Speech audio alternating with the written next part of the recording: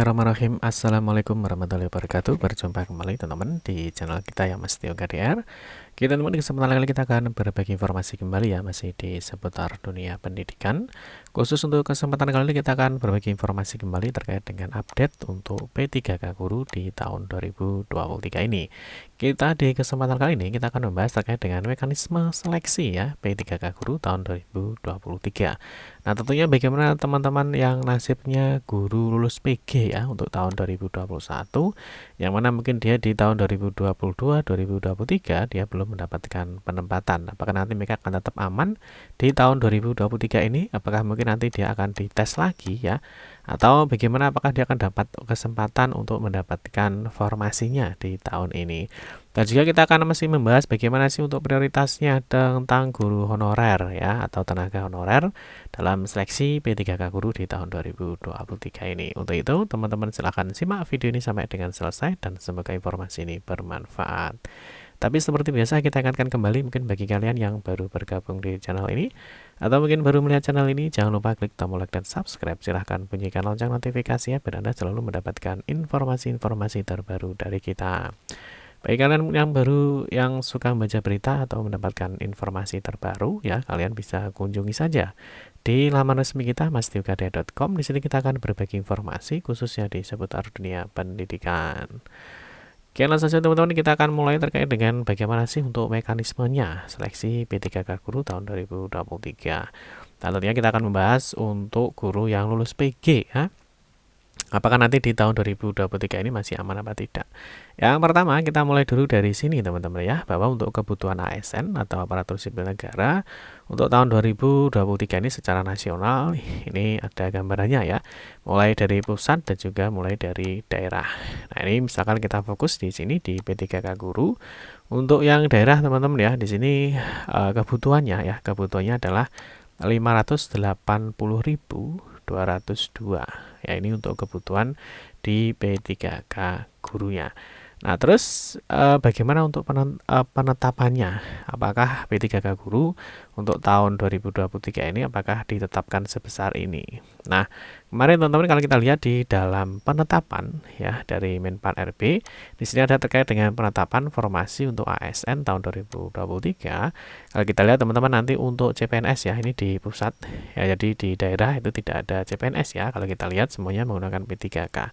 Tapi kalau di pusat di sini untuk CPNS ya, di sini dari kebutuhan ya, dari kebutuhan 34453 di sini ternyata ditetapkan sebanyak 28.000 ini untuk CPNS. Nah, sedangkan untuk P3K di pusat ini dari kebutuhan 46 ini ditetapkan 49, jadi lebih banyak. Nah, sedangkan di daerah teman-teman ini untuk P3K Guru ya, jadi jumlah kebutuhan 580 ya. Di sini ternyata ya yang ditetapkan untuk tahun ini adalah 296.084. Ini untuk P3K Guru. Nah, sedangkan untuk P3K tenaga kesehatan teman-teman ya, ini dari kebutuhan 327 ya. Ini ternyata semakin kecil ya. Ini mungkin di sekitar di bawahnya ya. Nah, di sini 154.724. Sedangkan untuk P3K teknis, nah, sini kabar gembiranya ya. Jadi dari kebutuhan ya, kebutuhannya 35.000, ternyata di sini ditetapkan 42.826. Nah, semoga saja nantinya bagi teman-teman tenaga honorer, semoga nanti bisa mengikuti ya, baik itu yang mungkin yang di pusat ataupun di daerah. Semoga ada formasi dan kalian bisa mengikuti untuk seleksi ASN di tahun 2023 ini. Data ini diambil cut off-nya per 1 Agustus 2023. Nah, kita lanjut teman-teman, kita akan membahas di sini bagaimana sih untuk mekanisme seleksinya untuk P3K Guru di tahun 2023 ini. Apakah ada perubahan ya dari tahun 2022 kemarin ataupun tidak ada perubahan di tahun 2023 ini. Oke, kita mulai dulu dari seleksi di tahun 2022 ya. Jadi kalau kita lihat teman-teman, untuk mekanisme seleksi untuk P3K Guru di tahun 2022 kemarin, kalau kita lihat ya, kemarin ada seleksi penempatan untuk guru yang lulus passing grade atau PG ya.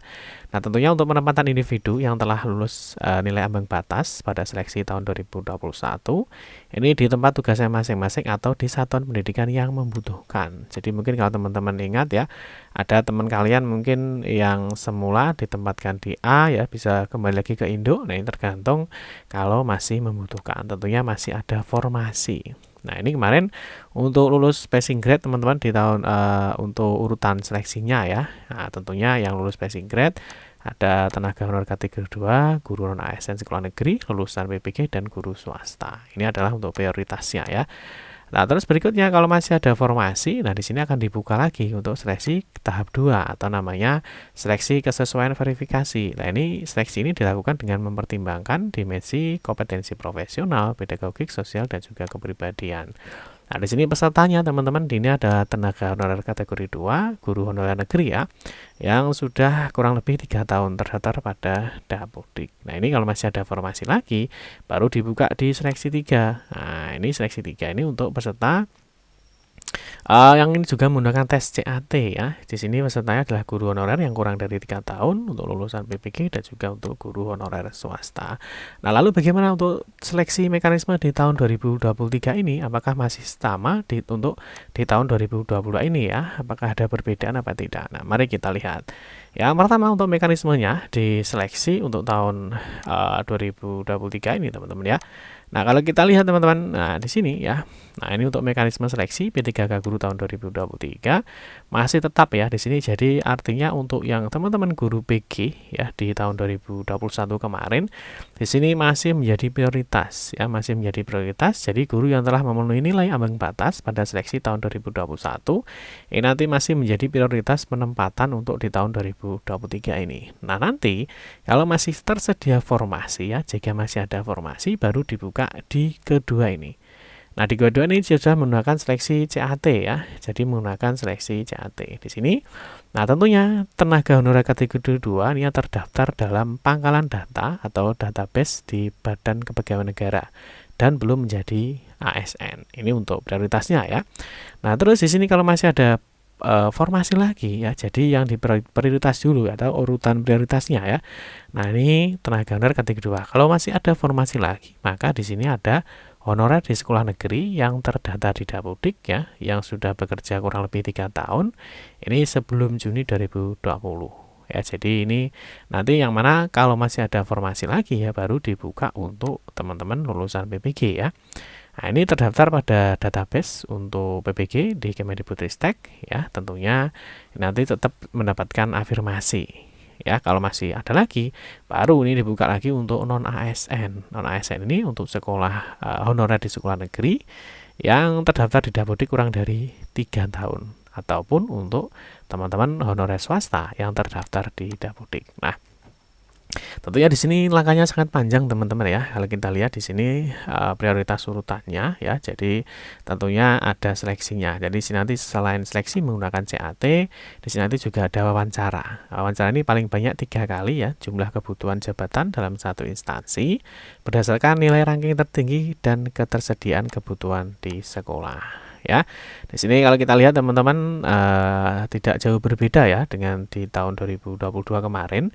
Jadi untuk prioritas tetap masih yang PG ya. Setelah itu ada honorer tenaga honorer kategori 2. Terus ada honorer di sekolah negeri yang sudah mengabdi di negeri kurang dari lebih dari sama dengan 3 tahun ya. Terus ada lulusan PPG juga non ASN. Kalau jika intip sedikit ya di sini kurang lebih sama ya. Jadi seperti ini ada grid-nya ya, ada ada susunannya. Ya, jadi di sini ada 4 kategori yang di sini juga dibagi menjadi 3 bagian. Ya, ini untuk mekanisme seleksi P3K Guru tahun 2023. Semoga saja nanti di daerah-daerah itu sudah membuka ya, membuka formasinya.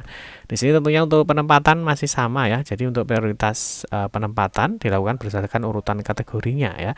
Jadi selain PG ya, jadi yang pertama adalah PG, setelah itu adalah tenaga honorer kategori 2, honorer negeri ya, lebih dari sama dengan 3 tahun, lulusan PB baru honorer swasta. Ini untuk prioritas penempatannya untuk yang sudah lulus PG. Nah, terus berikutnya ini untuk mekanisme menggunakan CAT, ini masih sama ya teman-teman ya. Jadi nanti juga ada kompetensi teknis ya, ada manajerial, sosiokultural dan juga ada wawancara. Terus ada pelamar tesnya, ini juga masih sama ya. Jadi seperti yang sudah kita sebutkan tadi. Dan juga untuk afirmasi ini juga masih berlaku untuk teman-teman yang memiliki sertifikat pendidik ataupun yang disabilitas. Yang ketiga, Ini mekanisme seleksi menggunakan CAT ya.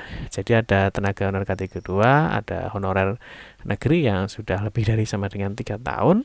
Ada juga lulusan PPG dan juga non ASN. Tentunya di sini juga seleksi menggunakan CAT dilaksanakan oleh Panselnas. Terus kelulusan seleksi berdasarkan kompetensi yang ditentukan. Seleksi wawancara dilaksanakan pejabat pembina kepegawaian. Ini untuk urutan setelah nanti di P1 ya. Misalkan P1, di sini masih ada formasi baru dibuka untuk seleksi berikutnya. Nah, kalau kita lihat teman-teman untuk data sebaran untuk yang P1 ya atau lulusan passing grade di tahun 2021 per provinsi, di sini kalau kita lihat masih banyak sekali teman-teman ya. Di sini ada 36.000 atau 57,8%. Ini yang memenuhi ambang batas tahun 2021 yang telah diusulkan formasinya dari total 62.000 ya. Nah, ini mungkin masih terdapat 26.000 yang belum diusulkan formasinya ya. Semoga nanti di masing-masing daerah itu banyak mengusulkan formasi ya, sehingga kalian yang sudah P1 ya ataupun tenaga honorer kategori kedua ataupun guru-guru honorer itu nanti bisa mengikuti seleksi di tahun 2023 ini. Nah, untuk jelasnya teman-teman, sebenarnya untuk formasi itu bisa kalian lihat di sini ya, di dalam lampiran Peraturan Menteri Keuangan Republik Indonesia Nomor 212 PMK 07 tahun 2022 ini tentang indikator tingkat kinerja daerah dan ketentuan umum bagian dana alokasi umum yang ditentukan penggunaannya tahun 2023. Kalau kita lihat teman-teman, di sini sudah ada ya untuk jumlah formasi P3K tahun 2023. Di sini ada P3K guru. Mungkin kalian bisa cek di masing-masing daerah ya. Nah, mungkin penetapannya mungkin tidak jauh berbeda dengan data yang ini. Jadi misalkan di Kabupaten Nias, di sini sudah ditetapkan ya, di sini ada 8 orang, ini untuk tenaga kesehatan. Untuk tenaga gurunya ada 1.127. Tentunya nanti untuk rincian formasinya nanti akan disampaikan di daerahnya masing-masing. Ya, misalkan kalau kita lihat di daerah mana, misalkan di Jakarta misalkan atau di Jawa Barat misalkan ya, di Bandung misalkan ya, di Bandung. Nah, ini untuk P3K gurunya berapa ini? Nah, ini kurang lebih untuk P3K guru ya ada 9.000 ini untuk P3K guru di tahun 2023 ini. Oke teman-teman, mungkin itu saja informasi yang dapat kami sampaikan ya. Nanti untuk file ini kalian bisa download saja di sini di masdiukadia.com. Teman-teman bisa ketikkan saja seperti ini ya, indikator. Nah, ketikkan saja indikator, maka di sini nanti akan muncul, teman-teman bisa download yang ini ya, terkait dengan indikator tingkat kinerja daerah ya. Untuk tahun 2023 teman-teman nanti bisa download untuk rincian di setiap daerahnya. Oke teman-teman, mungkin itu saja informasi yang dapat kami sampaikan. Semoga informasi ini bermanfaat. Kita selalu doakan semoga teman-teman bisa mengikuti ASN di tahun 2023 ini dan bisa diterima. Amin ya rabbal alamin. Cukup sekian saja. Mohon maaf jika ada salah-salah kata dalam memberikan informasi dan penjelasan. Kita berjumpa kembali di video-video berikutnya. Saya akhiri. Wassalamualaikum warahmatullahi wabarakatuh.